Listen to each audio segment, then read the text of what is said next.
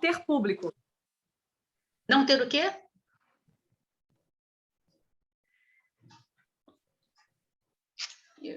Acho que perdemos ela. Acho que perdemos por causa da gravação. Desculpa, gente. Mas, Fernanda, assume a bola que depois eu vou passar para o Elcio. Você assim, estava assistindo, né? E você tem esse olhar já apurado para esportes, mas o que, sendo Tóquio, assim, o que chamou a tua atenção? Bom, eu acho que, inevitavelmente, o fato de não ter presença de público, para mim, pelo menos, foi o que mais me impactou, né? Eu, desde a época de atleta, quando eu jogava, o público, para nós, dentro de quadra, faz muita diferença. Ó, a Lu voltou, Era justamente isso que a Fernanda falou. Aconteceu aqui, eu desapareci, mas a primeira coisa que eu falei que me chamou a atenção foi o fato da gente não ter público. Eu acho que foi assim para todo mundo, né? Para os atletas, para quem estava trabalhando, para quem estava em casa, por mais que tenha se feito um grande esforço de tentar suprir um pouco essa ausência, né? Não é a mesma coisa, uma Olimpíada sem um público, quer dizer, qualquer evento, né? Mas um evento, principalmente um evento esportivo sem público, fica um vazio e é difícil a gente tentar realmente tapar esse buraco. Eu acho que foi o que mais fez realmente falta e visualmente fez falta, emocionalmente fez falta, foi ter público, né? Foi a primeira Olimpíada que a gente não teve público. Então, eu acho que isso foi, e está sendo agora também a Paralimpíada a mesma coisa, né? Eles também não liberaram público, estavam na dúvida e tal, mas acabaram por decidir não ter público. E eu acho que isso realmente foi uma coisa assim, a mim foi a coisa que me chamou mais atenção logo de cara, foi justamente o fato da gente não ter público. Fora a comida que você falou, né, Luciana, antes, você comentou antes. E a comida foi assim, foi um choque cultural, principalmente, eu diria, no café da manhã, que no almoço, como a gente fala aqui em Portugal, mas no café da manhã é muito diferente, assim, é uma coisa completamente diferente do que a gente está acostumado. Então, todos os dias a gente tinha, sei lá, miso shiro, sopa de não sei o quê, peixe, carne, arroz, salada. É uma refeição mesmo, assim, almoço, coisa que a gente come no almoço e não no café da manhã. E isso era assim, o que você tinha para comer, né? E principalmente para quem estava preso em hotel, naquele esquema bolha, porque também teve isso, né? Por conta da pandemia, que também está relacionado com a pandemia, ou seja, você também estava ali preso, não podia, vou tomar um café da manhã ali, vou tomar um café, não podia, a gente não tinha liberdade de poder ir para qualquer lugar nos primeiros 14 dias. Então, assim, você tinha que comer aquilo que estava ali. Então, assim, você teve que a gente tinha que se habituar, né, com o que tinha. E depois de um certo tempo, o interessante é isso que a gente até conversou sobre isso já, quer dizer, a pessoa vai se acostumando. E depois que eu voltei para Lisboa, eu senti falta de não ter a miso no pequeno almoço, porque eu até estava gostando de tomar todos os dias, ter uma sopinha. Depois, às vezes, a gente fazia um sopinho com milho também, que de manhã é super reconfortante, assim, e tal. Então, a comida realmente também chamou muita atenção. Então, é interessante esse aspecto da adaptação, né? Que quando a gente fala de cultura, né, a gente tem que entrar com esse aspecto da adaptação, né? Com certeza. E Elcio, com teu olhar assim, você tem alguma coisa que você gostaria de ressaltar? Que dessa parte visível, assim, de quem assiste os jogos, ou quem está lá, que você já cobriu os jogos também, né? Em relação a Tóquio. Realmente, assim, eram jogos que eu fiquei curioso, né? Pensando assim, poderia participar, tô preparando para ir para a Copa do Catar, né? Não sei até que ponto vai ser igual a experiência de Tóquio ou já vai estar em nível de normalidade, né? Ou perto disso. A falta do público é algo visível, né? E aí você tem também, dentro desse aspecto da cultura, você tem aquela ideia dos japoneses que eles estavam preparados para vender outros aspectos da cultura deles, né? A gente fala culturas, né? São muitas. A questão organizacional, isso daí eles conseguiram cumprir, mas eles tiveram que mostrar um outro lado para que os jogos realmente funcionassem. Então, fosse o lado da disciplina nipônica, né? De respeito. Então, olha, aqui na vila os atletas vão ficar isolados, inclusive uns dos outros, né? Então, aquela festa intercultural, ela foi comprometida, porque houve uma celebração mais silenciosa. Então, essa é boa, hein, Elcio? Uma celebração do silêncio, porque assim, por mais que Isso que o Elcio falou é super importante, porque essa questão da disciplina, eles até, inclusive, tentaram. Acho que não funcionou como eles gostariam, mas, obviamente, funcionou um pouquinho. A questão também, tipo, os atletas foram instruídos a não se cumprimentarem, mesmo no pódio. E não gritarem, não podiam falar. Inclusive, quem estava lá dentro, eles já tinham pedido para não gritar. E se tivesse público, o público não podia gritar. Tinha plaquinhas. Não grite, não fale muito alto. Ou seja, está no estágio, não pode gritar, né? Quer dizer, quase impossível. Para a gente, então, que é brasileiro, isso é impensável. E aconteceu isso. Os brasileiros, principalmente, e os que eu vi ali, né, presencialmente no skate, no BMX, no skate principalmente, o Kelvin mesmo, quando ele estava no pódio, a primeira coisa que ele fez foi cumprimentar os amigos com a mão. Mas eles foram instruídos a não fazer, mas na hora ali da celebração, os brasileiros principalmente deixaram. Mas aconteceu um fato que eu achei engraçado, porque acho que foi com o Kelvin, agora eu já não me lembro, mas foi no skate. O japonês estava no pódio, ele não sabia o que fazer, ele ficou desconfortável, assim, sabe? Tipo, e agora? Ele está me dando a mão. Eu sigo a regra ou não sigo a regra? Abraço, não posso, vou tomar, né, vão brigar comigo depois, porque... Tipo, então eles era uma coisa muito engraçada, e também tem a ver com a cultura isso, né? Tem a ver com eles são muito mais disciplinados e é mais fácil para eles acatarem essas regras do que para nós, por exemplo. Então, assim, os atletas brasileiros tiveram muita dificuldade, imagino, não conversei com eles sobre isso, mas eu vi essa atitude acontecendo, essa reação, assim, sabe? Então você vê muito proximamente esses diferentes modos, né, essas diferentes códigos de comportamento, né? Sim. E justamente a gente sabe que cada cultura, às vezes delegações, dependendo do país, até do esporte mesmo, tem maneiras diferentes de lidar com as regras. Então eu vou botar uma situação e vou perguntar: regra é para ser seguida ou para ser quebrada? Porque, por exemplo, os japoneses lá, como o Elcio falou, colocaram regras de protocolo sanitário muito rígido, que os atletas não podiam sair, ninguém podia sair da viola olímpica, por precaução. E teve alguns atletas saíram, né? E foram expulsos da competição, medalhistas, já tinham ganhado medalha. Então, regra é regra. Fernanda, você está quebrando regra, né? O futebol, né? Tentando colocar mais mulheres e nesse aspecto, graças a Deus, né? Porque é um aspecto que essa pergunta sua é muito boa, porque eu acho que regra ela existe para ser seguida, mas também para ser quebrada. Então, existem regras que, dependendo de quando elas foram feitas, elas não fazem mais o menor sentido. E aí, nesse momento, eu acho que vale a gente repensar e, às vezes, até quebrar a regra para poder iniciar esse movimento da criação de algo novo. Então, contextualizando de novo o pessoal, né? Eu lido aí atualmente muito, muito forte com a igualdade de gênero no esporte. E trazendo para Tóquio, essa foi uma edição muito importante, principalmente para nós no Brasil, porque foi a melhor participação de mulheres que a gente já teve na história, né, de todas as Olimpíadas. E claro que isso não é à toa.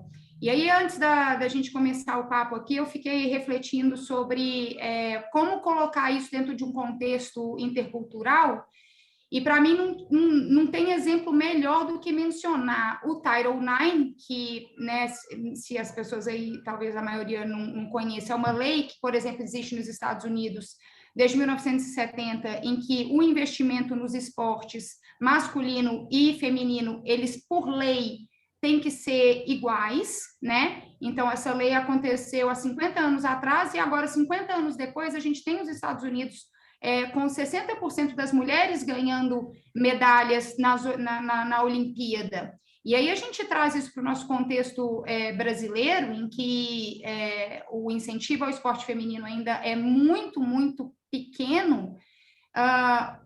Isso deixa com que a Tóquio tenha sido ainda mais significativa para as mulheres, porque de alguma forma a gente teve que romper essa barreira cultural nossa, né, de termos esportes proibidos por lei alguns anos atrás, como é o caso do futebol feminino, e hoje a gente está com times representando, com mulheres representando as modalidades lá, e se saindo muito bem. né? Então, temos, esse ano foi 42%, quase 43% das mulheres ganharam medalhas. Então, estamos quase ali nos 50% com os homens, mas quando a gente olha para o lado do investimento, que é crucial para o desenvolvimento de qualquer atleta, de qualquer time, a gente ainda está muito aquém.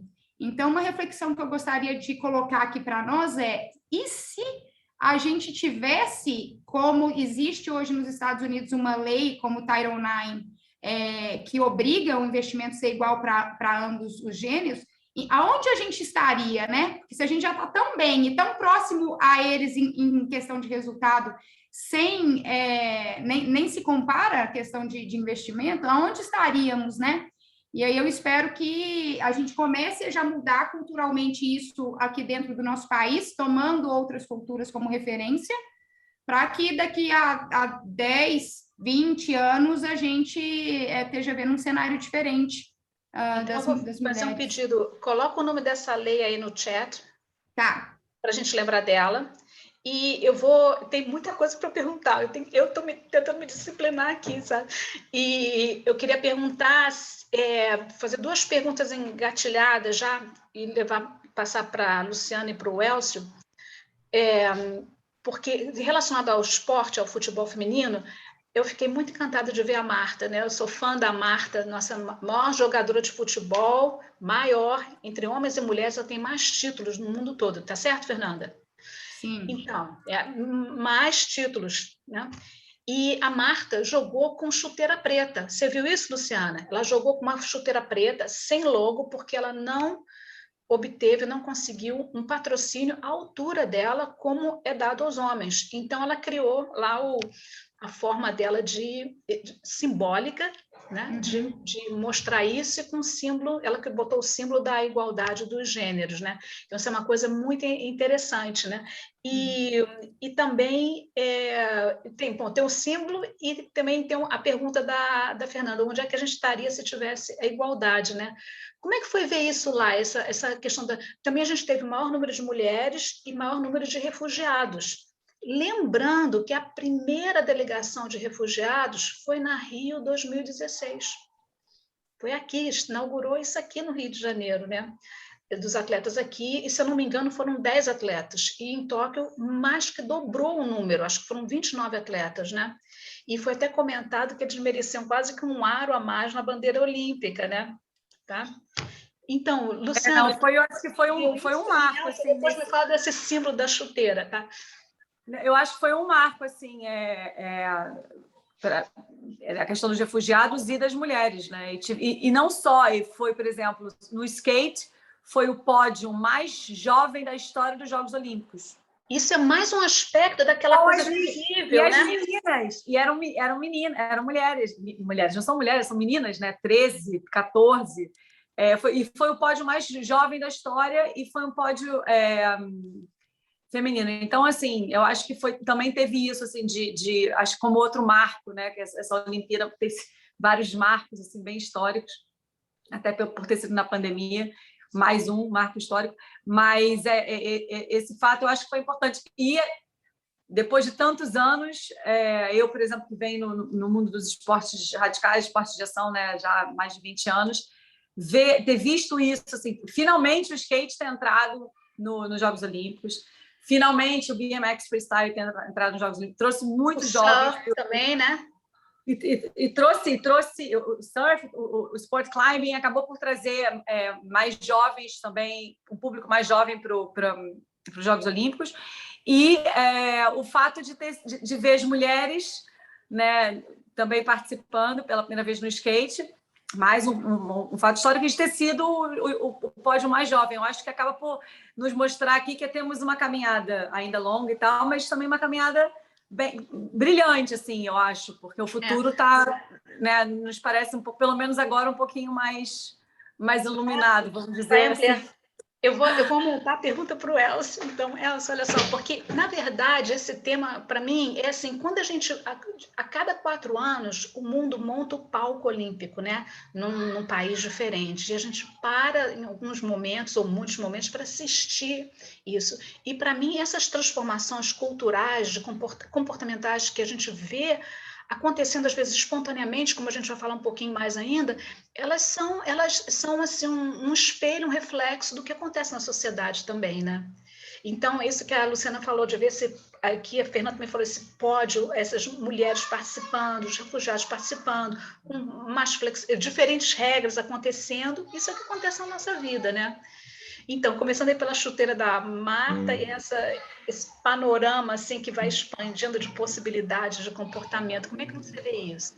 Por favor. O que a gente tem é, assim, que aí entra nessa questão de cultura, né? O Comitê Olímpico Internacional, ele fomenta uma cultura própria, mas o que eles têm tentado fazer?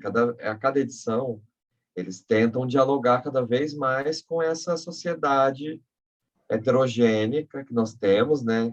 Cada vez mais plural, cada vez mais países tentando dialogar. Então, o COI tem tentado se aproximar dessas questões contemporâneas, que, por exemplo, já é uma coisa que a FIFA tem mais dificuldade. A FIFA tem um evento muito mais engessado e que, obviamente, eles têm acordos televisivos, né, que gera muito dinheiro, tem interesses políticos. Agora, as Olimpíadas, o que eu percebi? Houve realmente esse quase equilíbrio de mulheres e homens, isso daí em Paris já vai estar 50-50. Algumas coisas muito positivas, por exemplo, óbvio que a Marta, né, não ter patrocínio, é algo a gente observa aí, mas, por exemplo, o fato de o uniforme da seleção brasileira feminina ser diferente da masculina, elas terem um símbolo próprio, que era algo que elas não tinham, né? Elas usavam aquela camisa com 5 estrelas, que para o futebol feminino não significa nada, assim como a seleção olímpica hoje vai usar 2 estrelas, né? Então, você Interessante vê que nisso, há um né? crescimento nesse sentido, uma diferenciação, né, muito maior. O fato de as mulheres estarem muito melhor inseridas na competição olímpica, né? A Copa do Mundo Feminina ainda tem muito potencial, tem muito crescimento ainda a conquistar. Você vê os jovens se interessando mais pelas Olimpíadas. Isso é um fator que o COI percebeu que, se eles não corressem atrás, eles teriam um público cada vez mais envelhecido e um público que vai morrendo, ele vai se rejuvenescendo. Então, por exemplo, a questão de entrar em cultura urbana, né, o skate, o surf, Paris deu o breakdance, os esportes, eles dialogarem cada vez mais, não tem mais aquela coisa dos valores que a gente estava falando antes, só dos valores do Pierre de Coubertin, e também os valores da greco-romanos, do espírito olímpico. Obviamente, a gente viu isso refletido, né? Por exemplo, a Raíssa, uma menina de 13 anos, que venceu o prêmio de, né, atleta que mais demonstrou o espírito olímpico, vibrando com as adversárias, né? Os skatistas dando um show no sentido de que eles tinham uma imagem projetada de um esporte marginalizado, um esporte de periferia, e as pessoas encantadas, porque um torcendo pelo outro, né? Aquela Aconteceu na anti-ideia natação também. que o esporte é sisudo. Então, óbvio que a pandemia é horrível, mas esses jogos mais silenciosos, né, entre aspas, eles mostraram os atletas muito mais unidos e uma busca, uma procura de se mostrar na cobertura um lado muito mais humano, porque houve muita, né, eu conversei com muitos correspondentes que trabalharam na cobertura de Tóquio, que é uma coisa que eu pesquiso, houve muita dificuldade em fazer matérias, por exemplo, externas, né? Então, você viajar pelo Japão, né? Obviamente foi feito uma coisa ou outra, mas, assim, realmente ter essa limitação física. Eu viajei muito pela Rússia durante a Copa, né? Então, eu vi que foi uma experiência completamente diferente. Ali eu tinha como destrinchar cidade a cidade. Viajei por terra, conversando com as pessoas, né? Não tinha esse clima da pandemia. Então, você vê que a cada edição uma história é contada, né? E que a gente tem essas melhorias socioculturais, né? Então, mais mulheres, a questão LGBT está cada vez mais forte, né? Temos a primeira atleta transexual, né? Tivemos outros exemplos de atletas que depois fizeram a transição de gênero, mas oficialmente transexual, foi a primeira que foi a levantadora de peso da Nova Zelândia.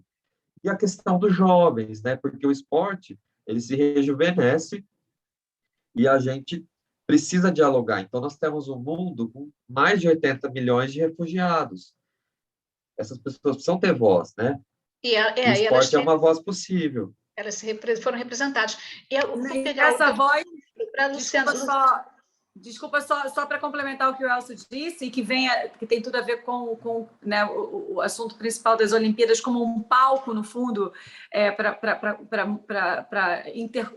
para essa mistura de culturas e para um palco mesmo para mostrar tudo que está acontecendo no mundo, no momento. Fala-se também da questão da Simone Biles com a questão de mental health, né? Mental health. Saúde mental. Saúde mental, que foi assim, também uma das coisas mais faladas de todos os jogos desse jogo, né, dessa Olimpíada. Um dos assuntos mais falados foi justamente aquela atitude dela, que, no fundo, está sendo também um processo que a gente está acompanhando com outros atletas em outros esportes, como, por exemplo, foi com a Naomi, né, a Osaka, e os atletas colocando isso em eventos como os Jogos Olímpicos, que não poderia ser uma plataforma maior, acaba por dar voz a outros milhões de pessoas, milhões de atletas que enfrentam o mesmo problema, né? E aí, Luciana, essa questão da Simone Biles, que eu pensei também na Fernanda, que a Fernanda é psicóloga, esportista, dentro do esporte, né? Ela decidiu abandonar certas provas, né? Eu acho que ela já tinha ganhado uma medalha, né? Ela decidiu, foi uma decisão... Ela não ia nem mais competir. Ela disse que ia parar de competir. Eu estava, inclusive, na arena, por coincidência, nem era o meu esporte, mas eu estava ajudando uma outra produtora que estava fazendo o mesmo trabalho que eu. E eu estava nesse momento, quando ela disse que não ia, foi assim, tipo, breaking news, que ela não ia mais competir. Ou seja, ela ia abandonar mesmo. Depois ela acabou meio que voltando atrás, acho que talvez até pelo apoio que ela tenha recebido de tanta gente, e da mídia, e internacionalmente, enfim, foi toda aquela comoção toda. E ela acabou depois voltando a participar, mas ela não competiu no que era de equipes, ela não quis competir, porque ela achou que fosse atrapalhar também as companheiras. Mas eu acho que assim, foi muito importante essa atitude dela. Mas foi uma decisão individual, pessoal, e aí eu volto naquela reflexão que eu fiz. As regras são para serem seguidas ou para serem quebradas. Ela quebrou regra. Ela decidiu que não ia continuar, porque ela tem os motivos dela que aí seria outro compartilhamento intercultural, quer dizer, nem seria compartilhamento, que seria mais para a Fernanda. Mas, Fernanda, como é que você vê isso, os atletas individualmente sendo modelos de transformação? Ou impulsionando, liderando mudanças?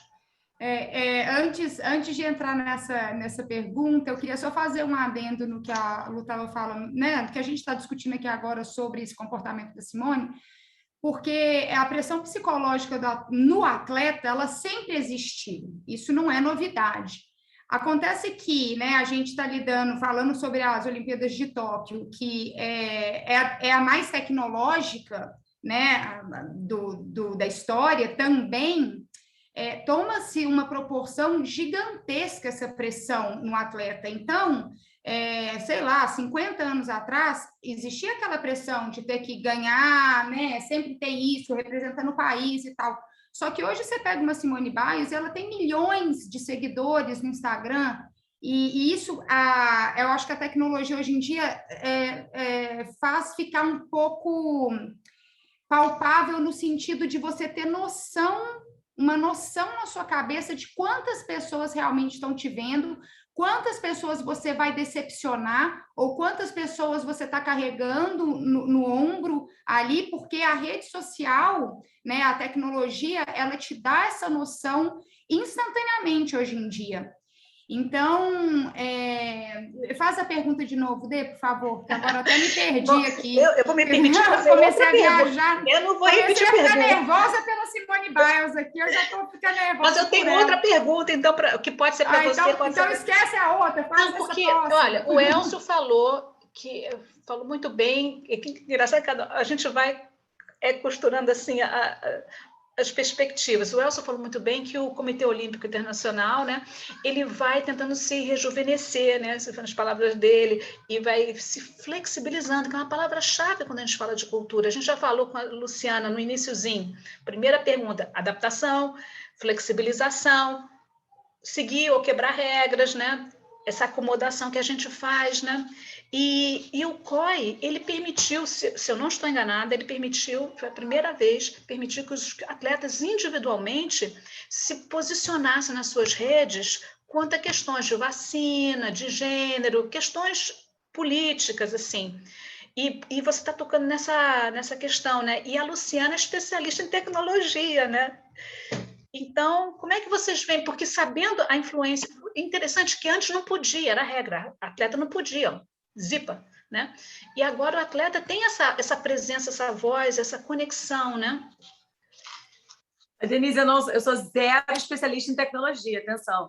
Mas você criou lá, a gente é menos tecnológica, provavelmente, todo esse grupo aqui. Eu sou tipo zero à esquerda. Mas o meu projeto lá tinha a ver com tecnologia, mas eu era só uma ferramentazinha desse projeto. E a minha função era muito mais humana do que tecnológica, graças a Deus, porque senão eu ia me enrolar toda. Mas foi um projeto também pegando nessa parte do COI, de se flexibilizar e de entender o momento que a gente está vivendo em vários níveis, né? Eles perceberam que assim que o governo decidiram que não teria público, né? Eles tiveram essa ideia de criar essa conexão para poder aproximar, humanizar mais uma Olimpíada sem público e sem famílias, porque os atletas estariam viajando sem a família. Então, eles criaram esse projeto que é o Athlete Moments, que foi esse que eu participei, que era justamente trazer as famílias dos atletas para os jogos, mas sem sair de casa. Então, virtualmente, né? Virtualmente. Tínhamos uma tela que eram chamadas stations, e foram selecionados 11 esportes, não foi em todos os esportes, ou seja, não foi em todas as arenas, principalmente as arenas, os esportes de grupo, era mais complicado, porque como é que você, por exemplo, ganhou no vôlei, sei lá, 12 atletas, contando os que estão no banco, não sei como é que você vai fazer para botar todo mundo. Então, assim, isso ainda, eles provavelmente já vão pensar numa solução para o futuro, mas não tinha como fazer. Então, a gente escolheu eventos, eles decidiram o COI, né, e a OBS em parceria. Os esportes foram 11 esportes, incluindo o skate, que foi o que eu fiz, o BMX, sport climbing, que também foi novidade, né, nos Jogos Olímpicos, badminton, tinha taekwondo, tinha, enfim, vários outros esportes, natação,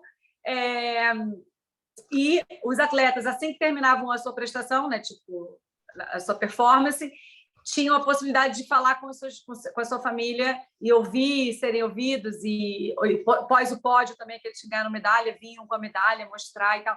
Então, foi um momento, assim, muito marcante, e que o mais legal é que ainda hoje a gente está vendo aí a repercussão sobre isso, porque tem atletas ainda postando foto quando ele estava falando com a família, ou assim, tipo...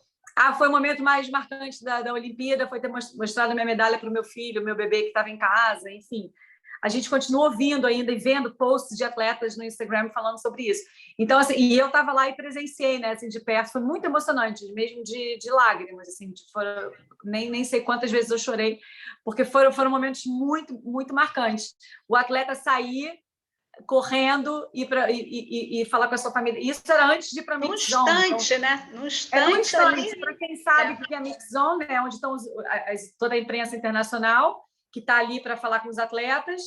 Ou seja, nós éramos o primeiro momento mesmo. Era o primeiro momento que o atleta vinha antes de dar qualquer entrevista, mesmo para a Globo, NBC, ou, enfim, para os grandes TV holders, vinha direto para a gente e estava lá a família, amigos, enfim, podia até ter, a gente chamava rooms, né? 5 salas diferentes, com famílias diferentes, a família, uma avó ou outro integrante da família numa outra janela, e eles podiam falar. E tinha alguns atletas que tiveram, tipo, watch parties, né? Então, tipo, tinha, sei lá, 50 pessoas numa janela, numa festa, numa casa, ou tiveram famílias que organizaram uma festa na cidadezinha e tal, estou na praça e tal. Foi assim, muito, muito emocionante. Os atletas, e os atletas estavam ali, tipo, chorando. Foi muito bonito. Acho que foi uma grande ideia do COI, e eu acho, Lu, né, que veio para ficar, assim. A gente até comentou que a gente teve um papinho antes, né? E a gente comentou, não foi, Luciana e Fernanda, que houve uma pesquisa sobre os valores humanos em diferentes culturas. E o valor número 1, que perpassa, assim, o número 1, o valor humano, é a família. Embora a gente saiba que esses valores são vividos diferentemente, de acordo com os grupos e sociedades e tal. E você mexeu com isso, né? O que eu achei muito interessante no relato da Luciana é que, através da tecnologia, não tendo público, com todas as circunstâncias, né, dessa Olimpíada, você conseguiu criar essa conexão, né, conexão humana, colocando os atletas com as famílias, né, que é esse Exato. Então, isso como humanidade, tocou na nossa humanidade, né, Luciana? É isso que eu digo. A gente fica grata a você. Foi um projeto, assim, completamente, assim, foi totalmente tecnológico, né? Enfim, foi uma mega parafernália para conseguir que isso acontecesse. Tinha uma mega equipe na Bélgica que estava só cuidando dessa parte toda tecnológica e com as famílias e não sei o que e tal. Mas, assim, a parte humana é o que fica, né? A parte humana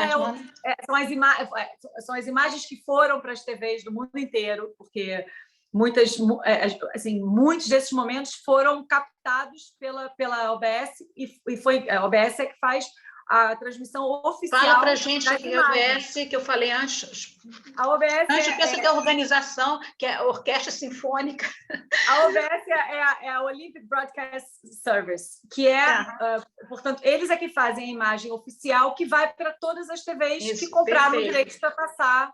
Então, é interessante o critério, né, que houve de usar todo esse aparato, né, para conectar as pessoas. Inclusive, eu vi na internet que o slogan dessa Olimpíada era alguma coisa assim, criando emoção, vivendo emoções juntos, Sim, né? Tinha agora eu já me esqueci, mas era uma coisa assim, feeling the emotion, uma coisa assim. Feeling the emotion. E o hashtag deles era o Stronger Together. Stronger Together, né? Juntos somos mais fortes. E essa conexão, assim, foi realmente foi muito marcante. E foi o projeto que deu, acho que nem eles esperavam que fosse dar tão certo. Tanta repercussão. Agora, Fernanda, a gente estava falando, era da pressão dos jogos, a pressão, que sempre houve pressão, está falando da Simone Biles, falando também da capacidade, da possibilidade dos atletas se colocarem, colocar as suas opiniões na mídia, né? E a gente falou de duas coisas diferentes. A gente falou, então, você estava falando da pressão e ela falou da emoção das famílias, dessa alegria. Então, a gente está falando de emoções humanas, dessas nossas reações, né? Uhum. Você quer falar alguma coisinha a mais? Eu acho que foi super complementar, porque eu iniciei a reflexão meio que trazendo para um lado até um pouco negativo, né, do que a tecnologia fez com a mente do atleta, por conta de toda a questão das redes sociais, dos números de seguidores, e a Lu veio com um contraponto de que sim, existe esse lado, mas também numa condição como a gente estava, né, em Tóquio, a gente conseguiu acessar esse valor da família através da mesma tecnologia. Nossa, que bacana você dizer isso. E que é muito legal, né? Assim, você vê que tudo tem os dois lados da moeda, né? E quando a gente pegar o equilíbrio que é o fundamental. E quando a gente trabalha com cultura, a gente procura ampliar mesmo essa percepção, a perspectiva. Elson, vou fazer.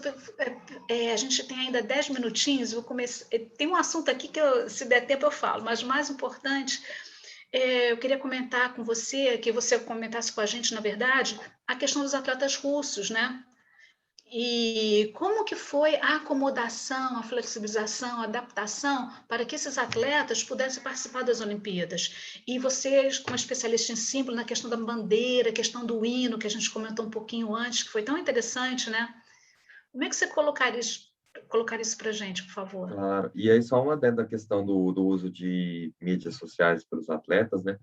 Isso, obviamente, uma hora cairia, né? O COI tem uma regra na Carta Olímpica chamada regra 40, e que ele supostamente protege os parceiros comerciais. E isso daí é uma regra que está sendo revista, porque ela é muito draconiana, e os atletas, obviamente, são seres humanos, primeiro, né? Antes de eles serem atletas. Então, eles sofrem, eles têm pressão de ler comentários, né? De postar. Então, esse engajamento digital, ele é muito bem-vindo, obviamente, isso precisa ter um controle, né? Por conta de, assim, ter a psicologia do esporte, esse atleta, ele não ficar mais tempo em mídias sociais do que treinando, porque ele está ali para competição, né? É uma competição curta, extremamente brutal, porque ali estão os melhores do mundo, né? E claro que ele tem as marcas que o patrocinam também, né? E aí você tem episódios como a seleção brasileira de futebol, ao receber a medalha, ela vai sem o agasalho olímpico para fazer o marketing de emboscada, né? Aquilo o COI repreende, mas tem situações que isso acontece. Então a gente vai ter sempre esse tipo de episódio. E no caso dos russos, né? O que acontece? Chegou-se no impasse. A Rússia ela está banida de qualquer competição organizada pelo COI até 2022, por conta do sistema endêmico de dopagem estatal. Mas existem atletas limpos na Rússia, né? E aí o que acontece? Chegou-se uma conclusão, ou um arranjo de que eles competiriam com a bandeira do Comitê Olímpico Russo, foi fundado em 1911. Foi a única maneira deles poderem se reinserir aos poucos nos Jogos Olímpicos. Mas, do ponto de vista cultural, é uma punição muito dura. Por quê? Quando você faz isso, você alija o atleta de poder ver os símbolos do país, da cultura dele, da identificação dele sendo representados em jogos globais. Então, o fato deles competirem com essa bandeira, que obviamente tinha ali as 3 cores da Rússia, né? 3 menções, mas não é a bandeira da Rússia que tem uma águia de 2 cabeças, que tem o vermelho. O fato dos atletas russos subirem para receber a medalha de ouro e terem que ouvir a Sinfonia 1 do Tchaikovsky é uma morte simbólica. Por quê? Aquilo vai para o mundo, né? As empresas estão transmitindo, cada país tem a sua TV transmissora, né? A Rússia também tem a sua. Então, para eles transmitirem aquilo, é uma afronta muito grande, mas é a única maneira que eles... Isso que o Elcio falou é muito importante, porque ainda por cima, só aqui um parênteses, ainda por cima isso do hino, é surreal, porque eles acabaram por deixar ao mesmo tempo, 1 minuto e meio, 1 minuto e meio de Tchaikovsky numa arena, onde, ou seja, não tinha nada a ver com nada, e eles lá, né, sem ver a bandeira, ainda ouvindo Tchaikovsky 1 minuto e meio. Não era nem assim, e muito emocionados, porque a gente falou que foi a Olimpíada da Emoção, né?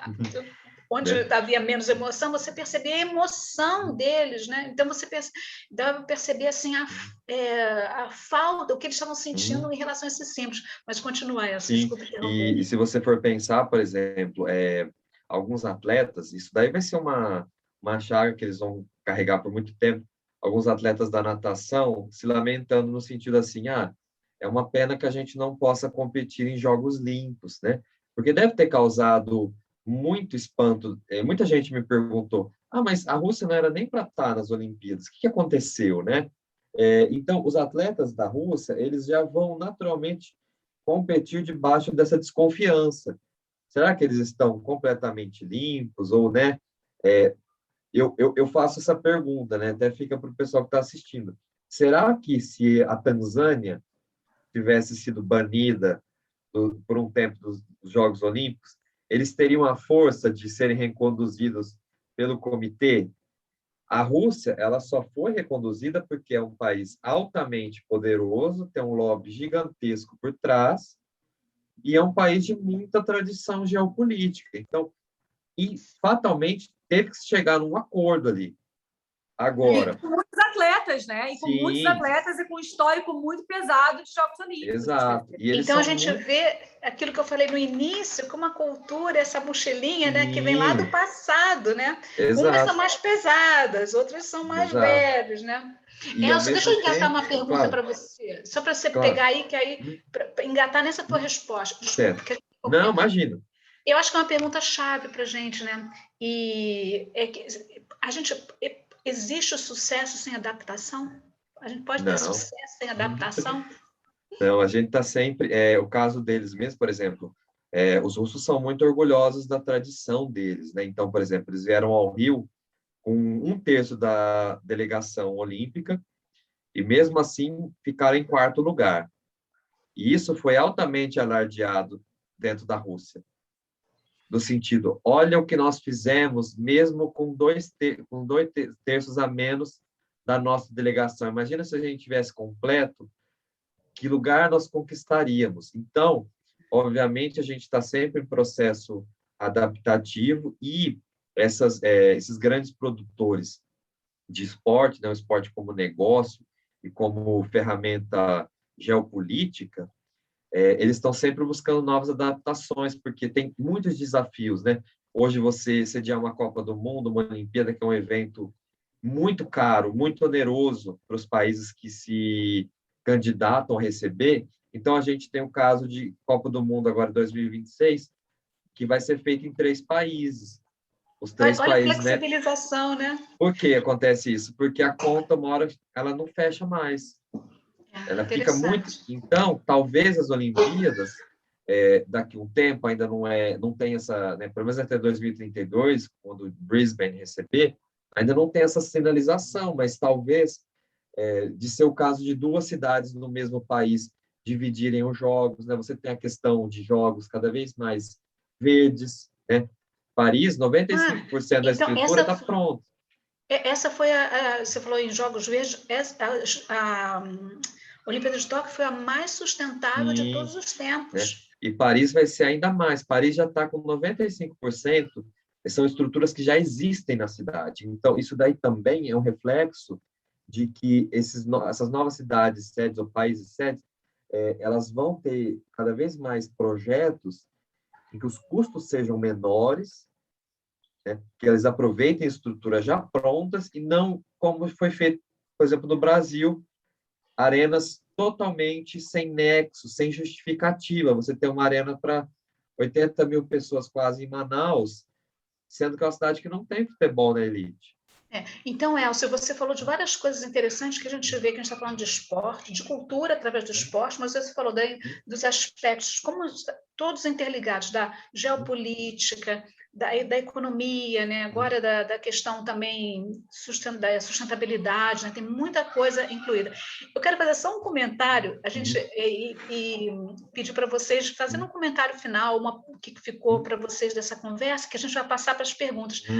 Tem um fato que eu, por acaso, vi que sobre uniformes, que a gente... Lembra que eu comecei a primeira pergunta falando dessa parte visível da cultura, né? Que a gente dá tudo como certo, né? Até que alguém tenha uma visão diferente, né? As jogadoras, se não me engano, de vôlei da Alemanha, não aceitaram jogar com o uniforme que foi dado a elas. E as jogadoras de handball também não. Por quê? Era um biquininho. E aí alguém falou no Brasil, mas é tão confortável para o brasileiro, mas para elas é uma questão de palavra de objetificação E também teve das mulheres. Então, teve na ginástica olímpica, na ginástica também, agora não me lembro qual foi o país, elas também usaram calça, elas fizeram apresentação com calça, não quiseram estar só com maiô, né? Um colã inteiro, né? Em vez de colante, desculpa, em vez de colante, era uma malha inteira até... Foi a Alemanha. Pelo mesmo motivo, porque elas também achavam que não era não precisavam de ter que expor o corpo dessa forma. Eu acho que tá certo, cada um devia usar o que quer usar, quer dizer. Mas aí chega a ideia das regras, né?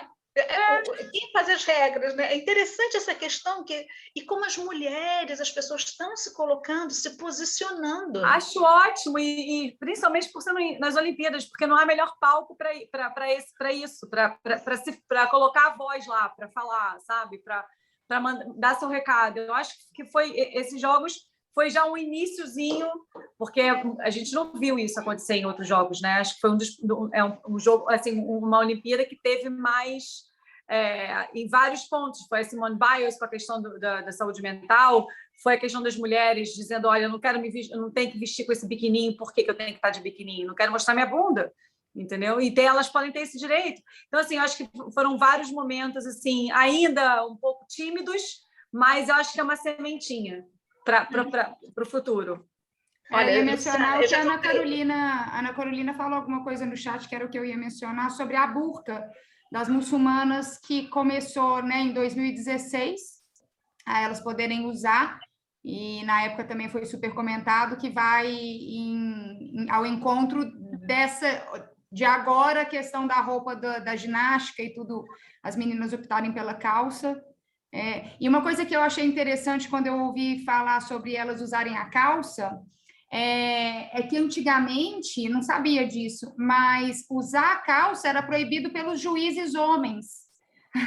Então, assim, né, um desconforto feminino sendo julgado e avaliado por comissões masculinas, dizendo, não, senhora, você não vai jogar de calça, você vai jogar com aquele biquininho, o problema é seu se você se sente desconfortável com isso, né? Então, é muito louco. Portanto, é uma longa caminhada ainda para nós, mulheres, mas vamos aos pouquinhos, vamos conseguir, em algum momento. Então, obrigada, Luciana, obrigada, Fernanda, pelo papo até aqui. E, Elcio, qual seria o seu comentário final nessa primeira parte? Eu acho que assim, a gente está cada vez mais com eventos dessa magnitude, tentando refletir valores que estão intrínsecos na nossa sociedade, a gente não pode ignorar, né? Então, não é só um evento esportivo, não é só a competição em si, né? O esporte ele é uma ferramenta muito poderosa de inclusão, de venda de cultura, né? Não é à toa que os países têm muito interesse em receber essas competições, porque é uma forma de se vender de maneira positiva para o mundo, né? Você vê países com muito problema de cultura democrática, no caso, Arábia Saudita, Azerbaijão, investindo pesado em políticas esportivas, né? A própria China, tendo o esporte como cultura de Estado. Então, ele é uma ferramenta muito poderosa e também desse tipo de questionamento. Você imagina, você ter essa atitude das alemãs, né? É a mesma coisa que você impor que jogadoras muçulmanas têm que jogar de biquíni, né? É você afrontar, é você machucar a cultura delas, né? Aquilo ali é um aspecto cultural da cultura muçulmana. Obviamente, nós temos muita dificuldade em entender aquilo, né? As mulheres no Azerbaijão, no Afeganistão agora, né, com o domínio do Talibã, mas se nós formos pensar, é um aspecto cultural e elas vivem debaixo daquele tipo de regra, né? Não, talvez não é nem pior nem melhor do que o nosso, mas nós, como ocidentais, né, temos, por exemplo, aqui no Brasil, tem um problema que é a cultura do machismo, né? Que é escancarada, é um país que mais mata mulheres, transexuais, homossexuais no mundo. E às vezes a gente fala, nossa, mas lá no Afeganistão é horrível o que eles fazem com as mulheres. E aqui tem mulheres sendo assassinadas de maneira covarde e brutal dentro de casa, sem a menor chance de defesa. Então, o esporte é muito importante para levantar esse tipo de bandeira e ele refletir as transformações culturais que o mundo passa. Exatamente. E isso é o trabalho da Fernanda, né? Que está usando o esporte para contribuir com essa transformação. E que a Luciana foi precursora também, né, Luciana? Pelo que a gente leu do teu histórico, né? Você foi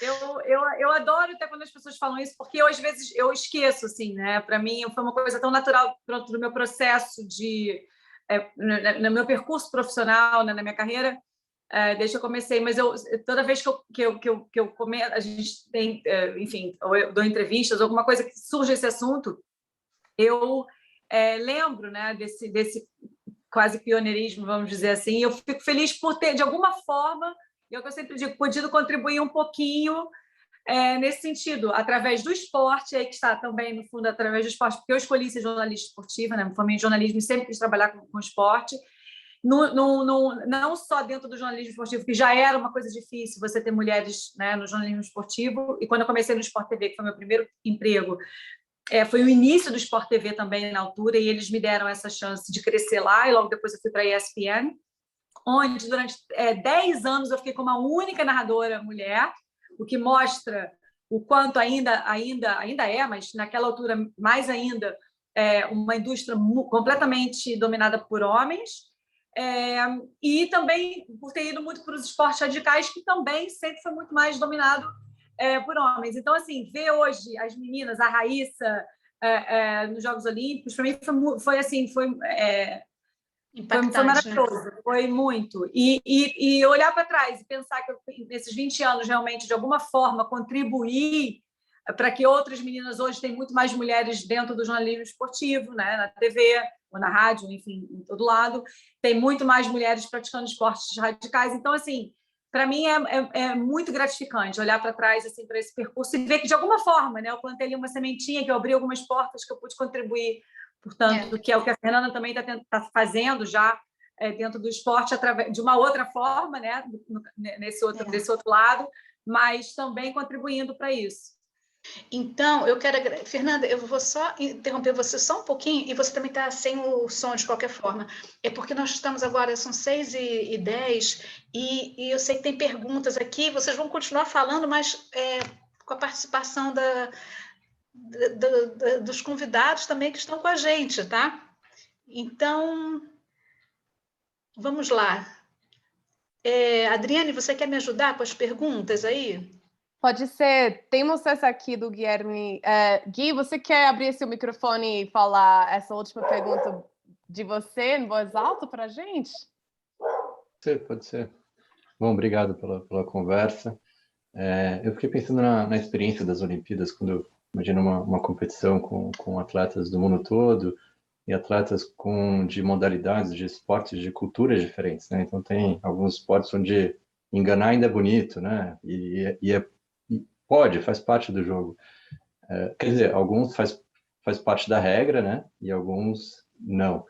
E outros esportes onde a ética é mais presente, né? Mais forte, faz parte da formação daquelas pessoas. O que vocês, quando vocês pensam nesse grande encontro de culturas, de regiões do mundo e de modalidades esportivas, o que chama a atenção? Aprendizados, uma abertura? O que vocês veem nesses encontros tão especiais, né? Eu acho que o que eu vejo, que eu acho muito rico, é justamente isso que você falou, esse encontro de culturas. Então, você aproxima as culturas, né? Você aproxima as pessoas e você aproxima as diferenças. Porque a gente tem muito essa coisa, né? O que é diferente. As pessoas têm muito um pouco isso, eu acho, o mundo. O ser humano é diferente de mim, já olha com uma certa... Não sei, porque não conhece, é o desconhecido. E a cultura, eu acho maravilhoso justamente isso, essas diferenças todas. E quando você tem os Jogos Olímpicos como palco para aproximar essas culturas e para as pessoas perceberem que é legal ver o diferente, conhecer o diferente, até se encantar com o diferente. E isso aproxima as culturas e mais do que isso, aproxima o ser humano. Eu acho que o esporte tem esse poder, os Jogos Olímpicos têm esse poder por ser esse grande evento esportivo, intercultural, né, multicultural, e eu acho que é justamente isso, aproximar não só os atletas, mas todo mundo, né? Os jornalistas que se cruzam, staff que se cruza, voluntários que se cruzam com a mídia, de várias partes do mundo, enfim, e entre os atletas também. Então, eu acho que isso é muito rico, e eu acho que é muito importante para nós todos como seres humanos, né? Como habitantes do mesmo planeta. Eu achei interessante, Luciana tendo falado dessa aproximação, e a gente falou também de quebrar regras, tem uma pergunta aqui, um comentário, né, que alguém descreveu que, pessoalmente, um evento específico que ela achou muito marcante nos Jogos foi a final masculina do salto em altura e a interação entre os atletas do Catar e da Itália, que dividiram o pódio. Foi muito bonito. Incrível, né? Quer dizer, eles decidiram dividir o pódio. E sabe o que eu estou pensando aqui também, que eu acho muito legal, é que as Olimpíadas, colocando todo mundo nessa mesma panela de tantos países diferentes, de uma forma ou outra, a gente é obrigada a ter uma empatia, se colocar no lugar do outro o tempo inteiro, assim, porque você desconhece muitos dos países que estão ali. Então, tem comportamentos que se espera de um alemão, porque a gente já meio que tem um pré-julgamento ali em cima de uma cultura que já é um pouco mais conhecida, de uma pessoa dos Estados Unidos, mas tem outros países que a gente não faz absolutamente a menor ideia do que se passa por lá. E aí pode acontecer uns comportamentos que, para nós, é meio bizarro, mas naquele momento, se fosse aqui no Brasil, você já ia atravessar a rua e já ia querer distância, né? De tão diferente ou esquisito que você achou. Num contexto olímpico, né, de todo mundo, tanta cultura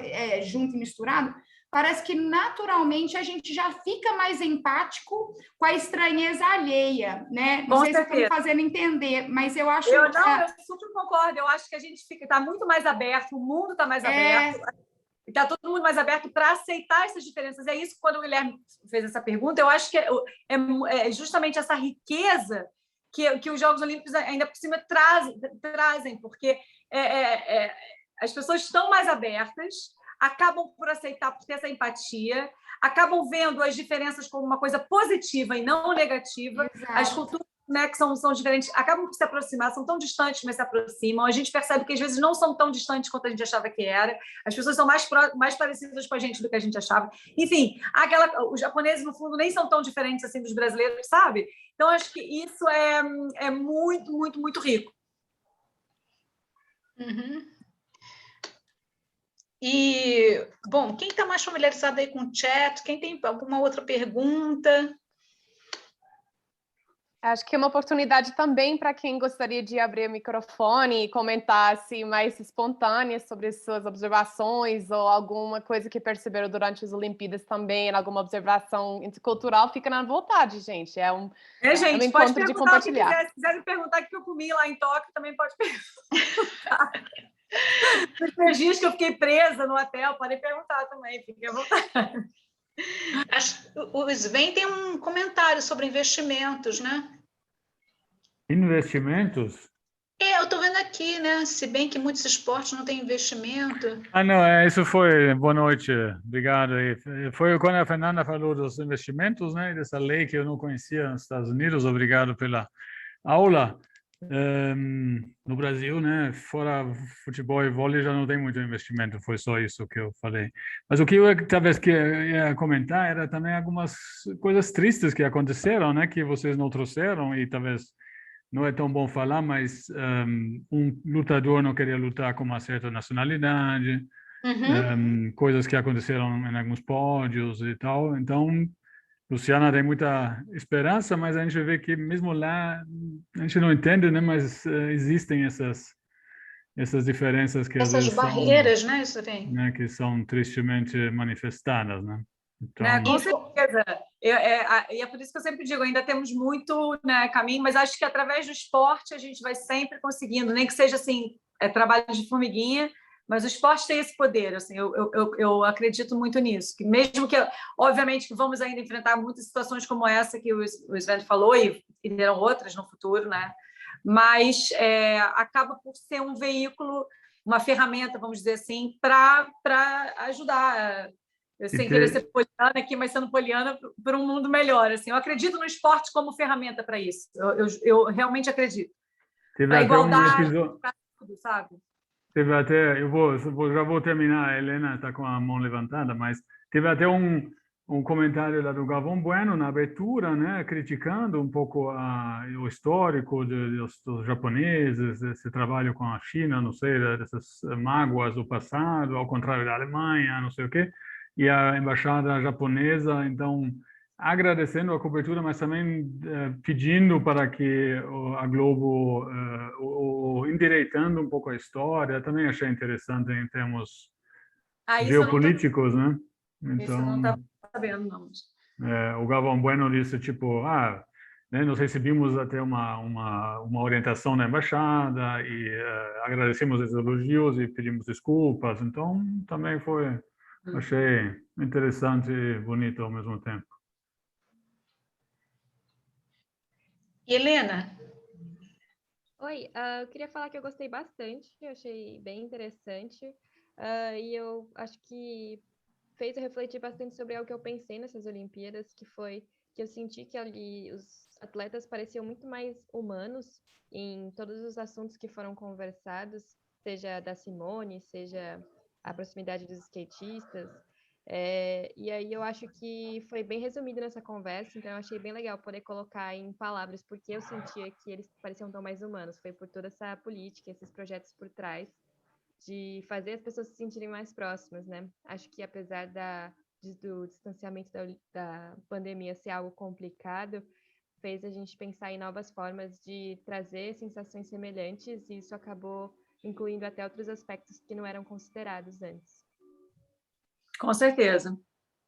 Concordo, e sobre a Simone em especial, eu achei muito legal a repercussão que deu. Eu acho que se fosse algum tempo atrás, o pessoal ia cair metendo pau na pessoa que se posicionasse como ela se posicionou.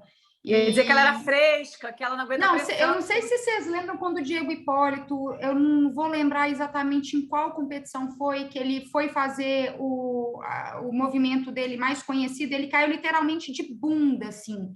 Foi a queda dele foi muito feia e foi de bunda, foi aquela coisa um pouco humilhante. E eu lembro dos comentários que eu ouvia logo depois que isso tinha acontecido, e eu pensava, coitado desse cara. Então, assim, as pessoas falando que não aguenta pressão, o cara é um banana, só porque estava disputando ali a final, não aguentou, que para ser atleta de alto rendimento tem que aguentar pressão, tem que aguentar pressão. Isso foi há poucos anos atrás, né?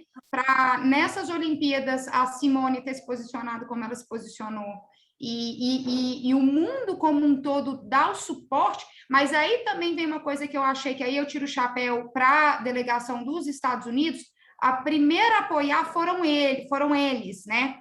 E acaba que isso puxa a opinião dos leigos, porque leigo nas Olimpíadas, assim, qualquer outro evento, assistiu 2 minutos, já virou atleta olímpico instantâneo, né? Então, fica todo mundo ali, se colocando ali na posição de treinador de alto rendimento.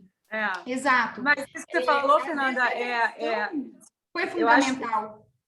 Eu acho que foi fundamental, e eu acho que, assim, e aí que tá, por isso quando eu falo, assim, sempre assim, né, a gente plantar sementinhas, parece que no momento, às vezes, as pessoas nem entendem, mas as coisas, depois a gente vai percebendo como é que aquilo foi um marco. A Naomi Osaka, ainda antes dos Jogos Olímpicos, quando ela disse que estava precisando de manter a saúde mental dela, de olhar para isso, que ela ia sair de algumas competições de tênis, depois recebeu algumas críticas, mas também recebeu muito apoio, depois ela disse que para ela era complicado estar ela não queria mais dar entrevistas para a imprensa, e as pessoas não perceberam muito bem, e ela está dizendo, eu preciso disso, porque isso não me faz bem. Inclusive, ela chorou agora recentemente numa entrevista que ela deu para a imprensa, numa coletiva, né? Numa coletiva, ela começou a chorar no meio da coletiva. Ela não consegue, para ela não faz bem ela dar coletivas. As pessoas têm que respeitar, mas tem aí a questão do patrocínio. A atleta tem que saber que tem que dar entrevista. Eu sempre tive um pouco essa opinião quando eu era mais nova.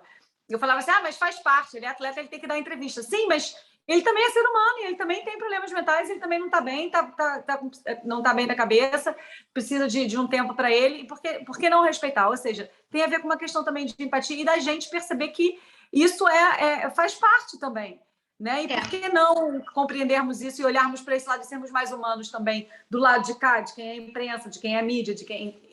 Então, eu acho que a Naomi também ter levantado essa bandeira antes dos Jogos Olímpicos deu um pouco de força para Simone Biles, por exemplo, se sentir a vontade também de tomar essa atitude e dizer, eu preciso cuidar da minha saúde mental. Então, assim, é quase que uma bola de neve, assim, né? Um começa ali, o outro vai e as coisas vão... E é assim que a gente consegue grandes mudanças, eu acho.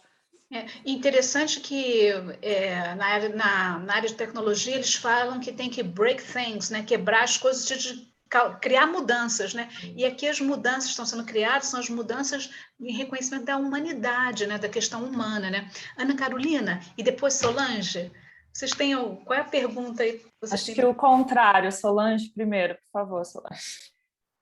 Vou ver se eu consigo falar rapidinho. Estou muito feliz, assim, de participar desse encontro, estou aprendendo um monte, né?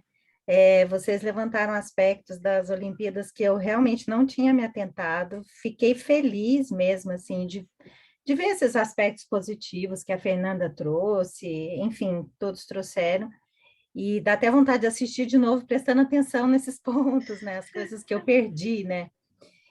Mas eu fiquei pensando, não sei se eu estou tão influenciada pelas notícias ruins, que a gente todo dia abre os jornais e vê só coisa ruim, ruim, ruim, e eu fiquei pensando assim, se de certa forma também, em alguns momentos, esses jogos, apesar de aproximar as diferenças e semelhanças, se os Jogos Olímpicos também não, numa certa medida, não reforçam estereótipos de cada país, assim. Fiquei pensando, inclusive, na questão da roupa, né, das muçulmanas que vocês falaram aí. Se eu não tivesse nenhuma visão sobre as culturas, etc., eu ia fazer um julgamento fácil, falar assim, ó, são os homens, mais uma vez, determinando que as mulheres não podem usar roupa decotada ou um biquíni pequeno. Então, eu ia imaginar que é uma questão da cultura muçulmana que está determinando isso, assim, eu ia supor que isso era uma coisa determinada pelos outros e não uma escolha feminina, entendeu? Não sei se eu estou conseguindo me fazer compreender, assim. Então, eu queria ouvir de alguém, assim, se tem essa possibilidade de estar reforçando o estereótipo quando tem uma ação desse tipo nas Olimpíadas. Estou puxando o lado ruim, gente, só para fazer um contraponto. O seu ponto, Solange, ele é muito pertinente e sim, é um ponto verdadeiro, mas nenhum evento ou nenhuma congregação de país, né, de cultura, vai escapar desse ponto, porque as culturas elas têm símbolos. A gente fala que, né, nos estudos, os símbolos eles têm o poder de ir além do homem, né? Então a gente morre e os símbolos eles permanecem, aí eles vão se refazendo, eles vão criando novas identidades, vão criando novas cascas, né? Novas imagens. E o esporte ele não foge disso. Então assim, obviamente a gente pensar em Japão, primeira coisa que vem na nossa cabeça, é um país muito organizado, eles têm uma cultura bitolada, né, muito controle, e o que a gente viu, por exemplo, japonês, no skate, para mim ficou muito claro, né, a menina tomou um tombo, perdeu a medalha de ouro, e ela sendo carregada pelas competidoras, as outras adversárias dela, que na cultura esportiva, né, a questão do competir, ela deveria ter ficado lá sozinha, chorando, não, e ela foi abraçada. Uma coisa que eu percebi de muito positivo na delegação brasileira, tomara que isso seja valorizado nas próximas, eu nunca vi os atletas comemorarem de maneira tão efusiva ou ganhar um bronze olímpico, né? Porque ganhar um bronze olímpico, para muita gente, parece que é uma porcaria. E se você for pensar, você se qualifica, só de você se qualificar para disputar uma Olimpíada, já é um prêmio, porque são 11 mil atletas. Você imagina o tanto de atleta que tem pelo mundo que não vai passar nem perto de uma Olimpíada, né? Então, você estar entre os 3 primeiros, você ser medalhista olímpico... Já é uma vitória. Já é uma vitória. No caso da Ana Marcela Cunha, né? Quando ela venceu a maratona olímpica, a atleta de um país, eu esqueci, acho que foi do Líbano, da Argélia, desculpa.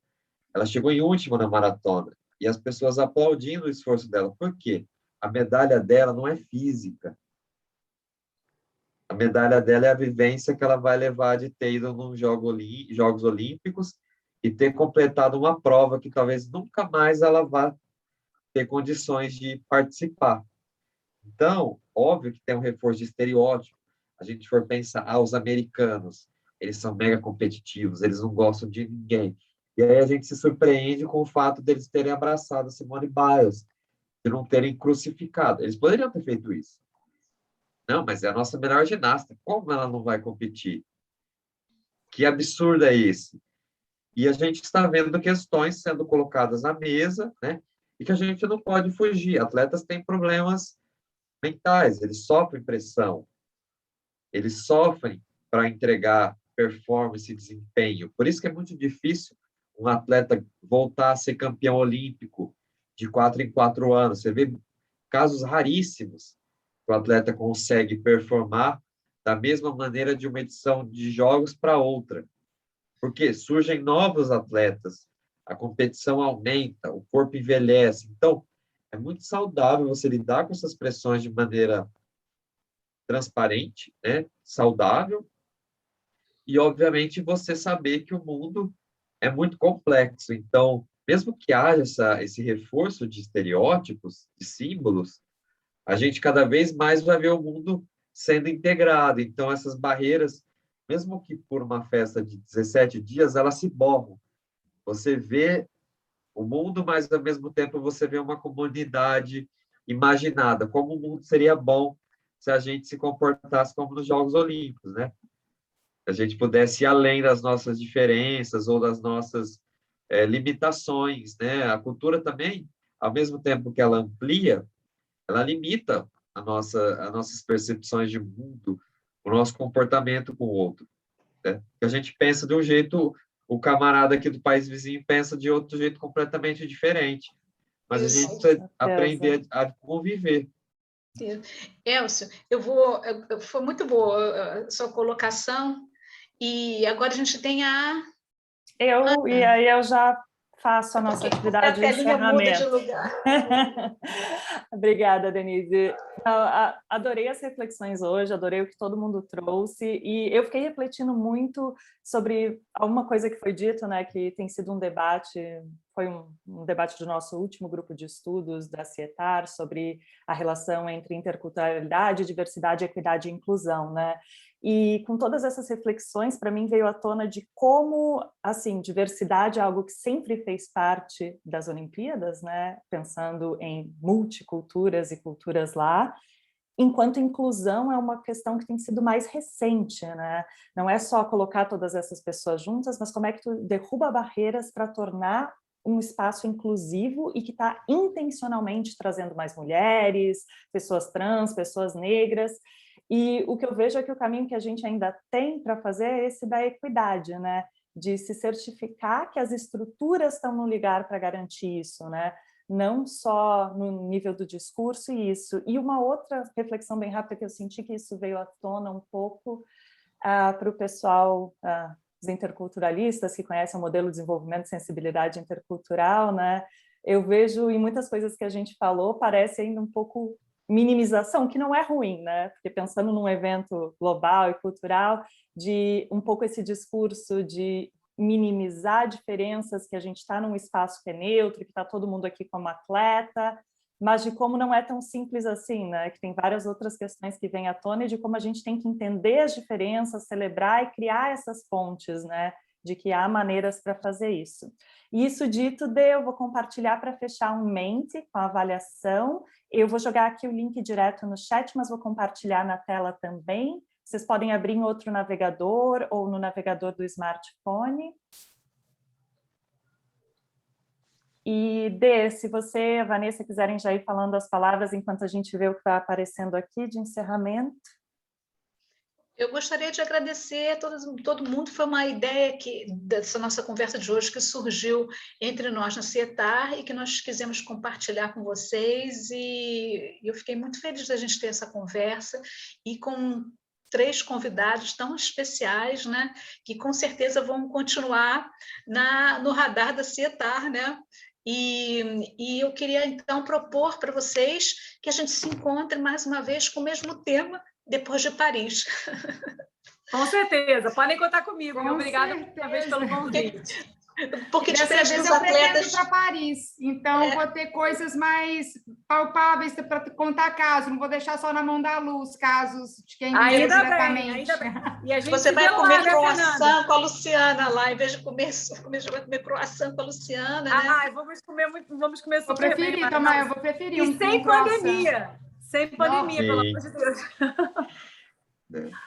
Obrigada, E depois pessoal. do Catar com o Elcio também, tá mais perto do ano que vem. Sim, e eu agradeço aí o convite, foi muito bom, é um tema que eu passei, eu sempre fiz isso na minha vida, né? Eu era etnógrafo, jornalista cultural, eu não sabia. Mas aí depois do mestrado eu aprendi a ter esses caminhos e eu vejo que cada vez mais são temas muito caros e muito importantes para a gente discutir. É um investimento muito grande dos países em fazer isso também. E na parte de mídia, né, que é a minha área de atuação, eu vejo cada vez mais investimentos e cuidados, né? Então, que a cultura... Antigamente era uma coisa totalmente relegada. As pessoas falavam assim, a cultura é o teatro, né? E isso é um microcosmo da cultura. A cultura é língua, é bandeira, é formas de... Né, símbolos que nos unem como país, porque, assim, você se pergunta, por que eu sou brasileiro? Porque eu tenho uma bandeira que me identifica. Eu olho para aquilo, eu me identifico com... Eu tenho um hino, né? Por que o atleta canta o hino, ele se emociona, né? A gente vê o Isaquias lá cantando, chorando o hino nacional, ele tem uma identificação com aquilo. Aquilo faz com que ele, que é o oposto do russo, sendo tolhido desse direito, né? Então, se o russo não pode cantar o símbolo dele, que é o hino, ele tem esse problema. E aí a gente está nesse mundo cada vez mais complexo, com questões cada vez mais difíceis de resolver, e a cultura é parte disso, né? Parte da nossa forma de coexistir no mundo, forma de interpretar o mundo por meio de um ponto de vista. Uhum.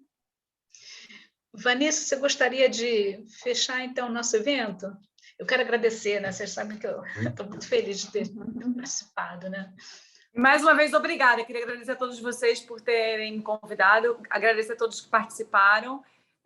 Podem contar comigo antes de Paris também, se quiserem fazer outro evento parecido sobre esporte ou, enfim, outros assuntos também que eu gostaria muito de participar. E, mais uma vez, obrigada. Também, vou na mesma linha agradecendo, gente. Fiquei super honrada de ter sido convidada e super feliz agora por esse bate-papo muito rico. E me coloco à disposição para a gente continuar o papo. Para qualquer outro tema que eu me encaixar, eu estou dentro. A gente escala você. Eu não vou me prolongar. Obrigada, Luciana, Fernanda, Elcio. Obrigada, Denise, por ter sugerido, ter tido o insight desse tema. Adri, Carol, Júlia, a Suzana, que não está aqui com a gente, toda a diretoria por todo o apoio. Foi uma conversa leve.